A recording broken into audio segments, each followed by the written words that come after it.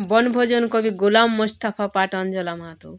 নুরু, পুসি, আয়েশা, সফি সবাই এসেছে। আমবাগিচার তলায় যেন তারা হেসেছে। রাঁধুনিদের শখের রান্ধার পড়ে গেছে ধুম। বৈশাখ মাসের এই দুপুরে নাইকো কারো ঘুম। বাপ-মা তাদের ঘুমিয়ে আছে এই সুবিধা পেয়ে। বনভোজনে মিলেছে আজ দুষ্টু কোটি মেয়ে। বসে গেছে সবাই আজি বিপুল আয়োজনে। ব্যস্ত সবাই আজকে তারা ভোজের নিয়ন্ত্রণে।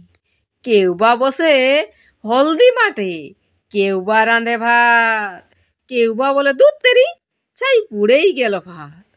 বিনা আগুন দিয়েই তাদের হচ্ছে যদিও রাঁধা, তবু সবাই দু চোখতে ধো লেগেই কাঁদা।